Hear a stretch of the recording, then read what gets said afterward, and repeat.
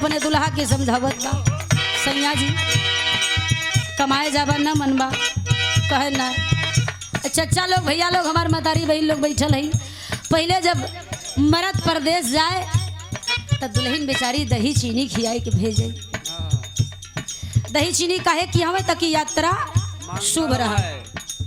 और जकरा दही चीनी न रहा ये काका भैया गुड़ खियाओ जकरे गुड़वा न रहा दिया चुम्मा से दे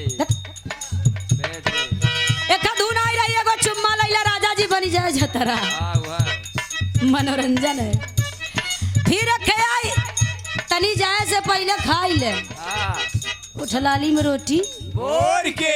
अब बतावा मन से दू अगर उठलाली से रोटी कहीं तो किडनी बचे। किडनी तो बचे एकदम रक्त का बढ़ोतरी हो जाए। देखा ही बेचारा हमेशा जाए तब दुल्हन कहता रे मन कोइली पुरु बाबा न जइया रे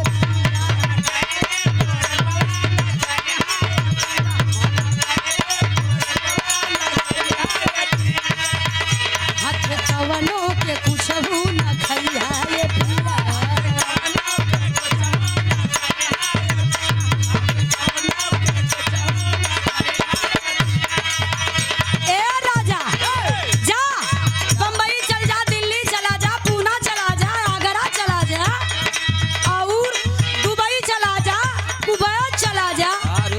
अमेरिका फ्रांस इटली अरे भैया पर एक कई दिशा जिंदा या पुरुष का अरे मन्ना कोइली पुरु बाबा न जइया ये पिया आखे कवनो के कुछ ना कहिया ये पिया अरे गला मुंह